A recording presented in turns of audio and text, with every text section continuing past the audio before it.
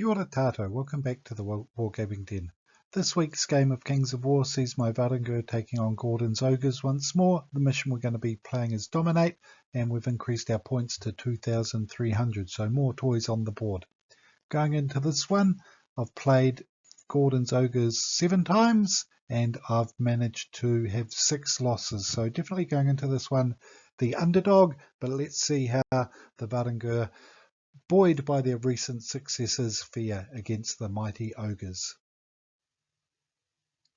Let's have a look at my 2,300 point army list. It's changed a bit. I've got more points for toys, so let's have a look. I've continued with my 2 regiments of Night Raiders. I'd never leave home without these 2. They are just solid performers game after game. The big change, or one of the big changes, is under the latest tweak to the Varangur list, you can now take human tribesmen. They come with melee 3. You can take them as troops, regiments, hordes. You can upgrade them to the old Huskarls. I decided to try 2 troops. Want to use them as chaff. That's coming in at 200 points. They have 10 attacks. They've got low nerve, 10-12, but they do have that defense 5, so they might take a waiver or so, but the idea is that they're going to take that initial impact from the enemy, and then my mounted sons will charge through. Speaking of which, I'm continuing with my trifecta. 3 regiments of mounted sons. 2 of them have got the guise of the Deceiver. 1 has nothing extra. Tundra Wolves, another favourite of mine. And yes, they now have Pathfinder, so that's going to make them even more useful. I'd like to add an item to them if I can find the points, but at present they are just by themselves. I've taken 2 Magus. Now I've got 2,300 points. I've managed to boost up the first one, giving him the boots of levitation to go with his alchemist curse and a lightning bolt. Haven't given him the mount, haven't got the points, but I figure even a 10-inch move, I should be able to move out of some charge arcs and just be more annoying than the 5-inch just wasn't enough at the tournament. He's got a friend, so he doesn't feel lonely. Another Magus with lightning bolt, and I've given him Hex 3 to try and shut down some spell casting potentially. They're both defense 5, so they're very, very solid little Magus units. Then I have my other must-take unit, 2 Thanes on Frostfangs. One's got a Trickster's Wand. Get a theme here that I'm trying to shut down magic. The other one has got a Blade of Slashing, can't afford more points than those. And I've got a Snow Troll Prime, and at the very last minute I threw him a Diadem of Dragonkind. The thought being, put him near the Magus and the Night Raiders, chuck out fireballs, get the shattering, and try and push people over their nerve that way. And finally, I have taken the big, mighty Lord on Chimera, weighing in at 300 points. He's got speed 10, he flies, he's got defense 5, 17-19 nerve with his 10 attacks. He's got elite in melee, and he has an icy breath, which only has a 10-inch range, but still that's more spell casting. So I think I've got a pretty solid list there. The main big difference is being able to chuck in that 300 point Chimera. So let's have a look and see what Gordon's bringing this week. And here we have Gordon's version of his army at 2,300 points. So he's got a regiment of warriors, but of chaff. They're always a good solid unit. Then he's got his 4 units of ogre chariots. He's got 2 regiments and 2 hordes. So that's a lot of hard-hitting units there. 2 troops of boomer chariots to give himself the stealth aura to protect against shooting. He's got Manny. Never leave home without Manny as far as I'm concerned. 2 goblin blaster chariots, which can do a lot of damage when they explode. He's got his crocodile wrangler, whose main job is usually to run down my wizard with alchemist curse. And then he's got 3 sergeants and chariots. So like me, he's got 14 units. He's got a total unit strength of 21. So only 1 point difference there. Let's have a look at deployment. I'll just do a quick video. 2,300 points of chariots and friends. Mission is dominate,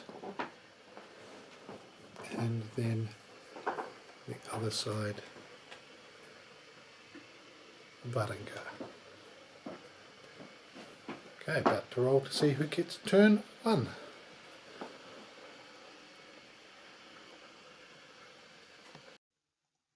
My apologies, I forgot to take a photo of deployment, but I got the first turn. As you can see, I put my mounted sons over on this flank with my 2 thanes, and I had my tribesmen leading from the front. There is Jeff to take the charges from those chariots over there. My Night Raiders, that's the objective there. So at the end of the game, it's a 12-inch circle around it. So my plan is just to sit back and shoot for 5 turns and advance into the circle, 4 turns in advance of whatever I'm going to need. Troll's sneaking up here. He's got a diadem to blast, and lightning bolts here. The Lord on the Chimera with the Tundra Wolves staying out of way of these guys. As you can see, there's just a wall of chariots on the other side. We've got the warriors and many out on the flank. Horde of chariots, sergeant, regiment of chariots. It's got the boomer chariots in behind, so he's got stealthy there.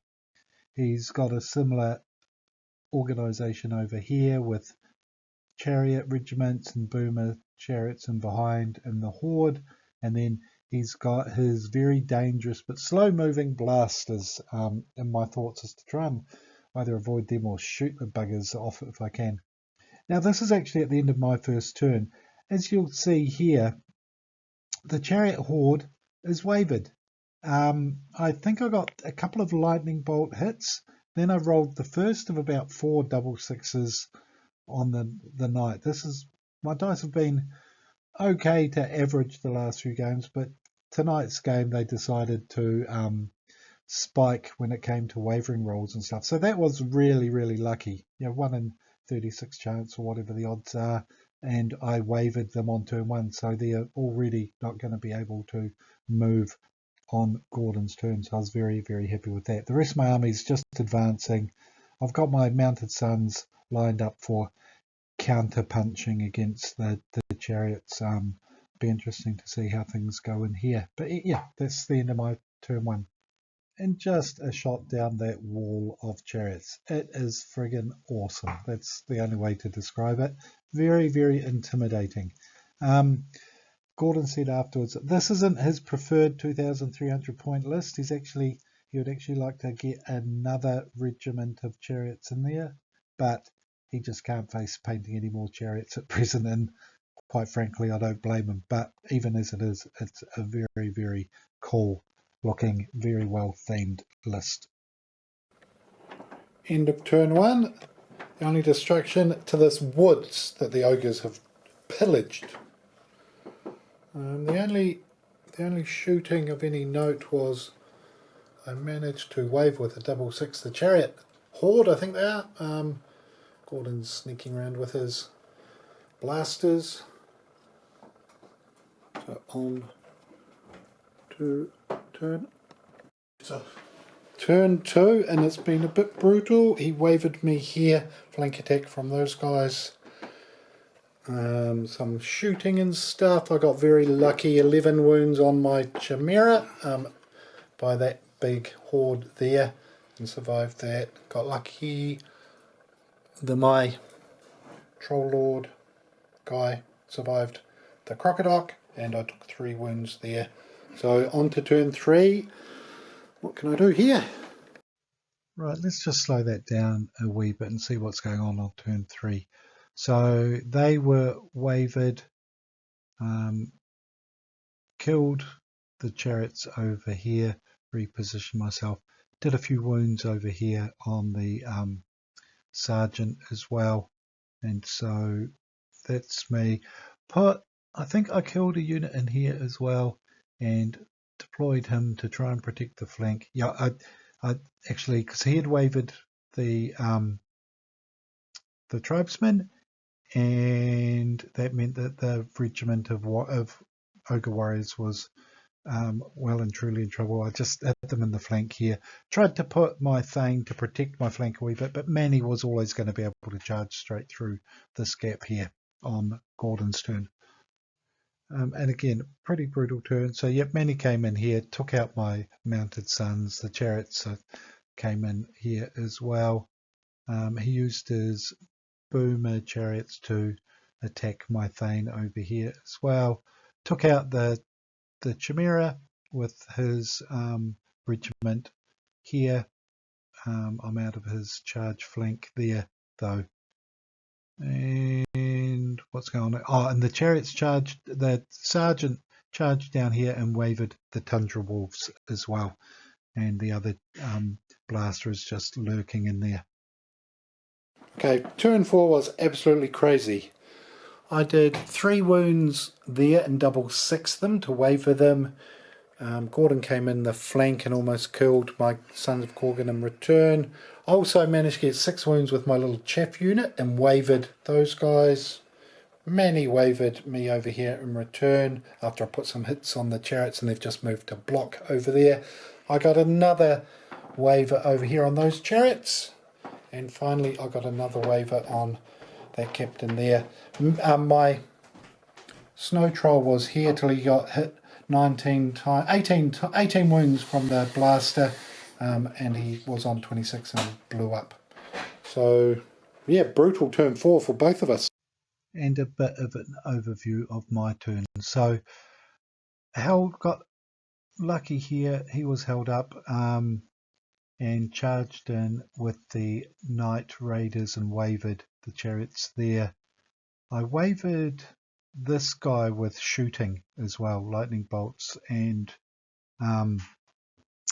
bow shots, and also Ye Old Alchemist Curse from here, and he was out of the charge arc. So this is actually, I think, just at the start of Gordon's turn, because he came sneaking around here, blew this guy up. Thane wasn't going to do much against Manny, but the little chaff unit that could wavered those guys again. There was waivers all over the stage. My dice were ridiculous in this game. And in return, flank charge in here against my mounted sons. Manny wavered me here. Couldn't counterattack there. This was quite a good move by Gordon. He moved his boomer chariots to block my mounted sons coming in over this way. That guy was also wavered. The blaster, as I said before, 18 wounds on my snow troll, and he couldn't do anything either. So I had a pretty good turn 4. Extremely lucky, in fact, to get the waivers that I did.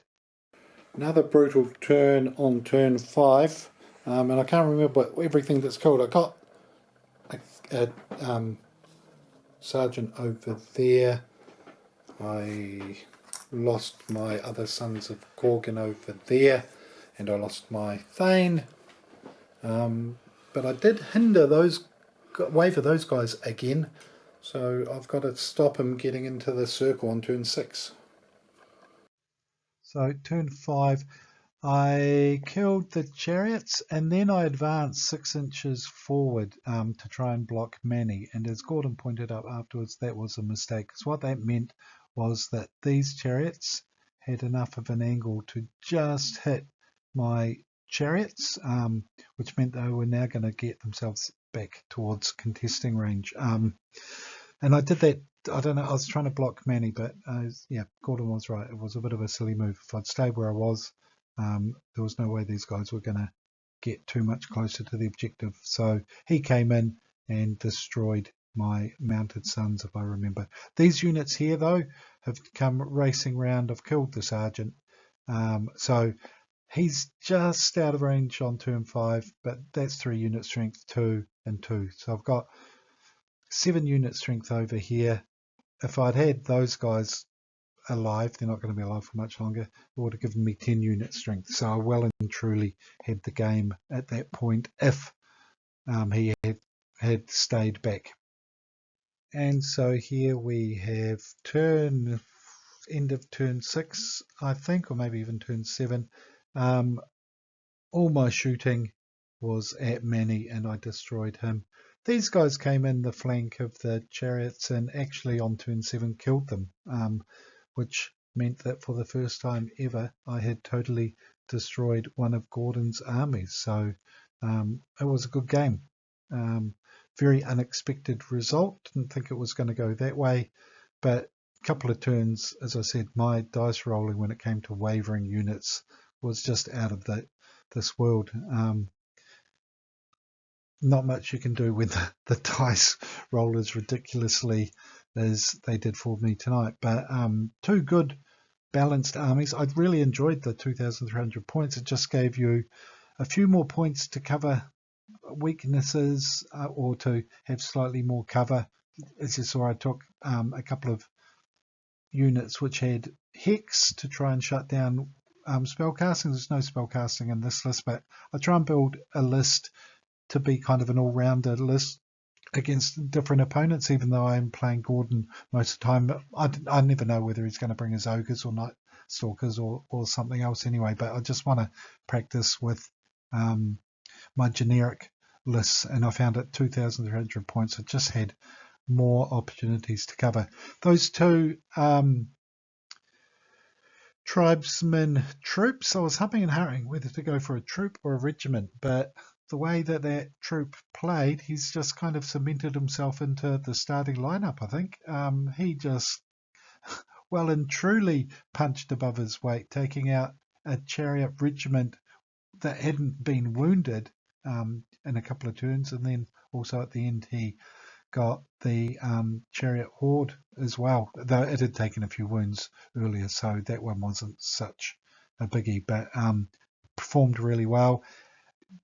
That take the initial impact. Defense 5, he's got low nerve, but there are going to be times when he survives, and if he doesn't survive, well, that's fine. That's where my counter charges are going to come from. So really happy with the balance of the list. I need to get a lot more practice in with the Chimera and get used to using that. But overall, really happy, and very, very happy to have finally etched out another win against the mighty Ogres of Gordon. So look forward to having another match against them next week, all going well. So thank you very much for watching this report. Hope you enjoyed it. See you next time. Ka kite anō.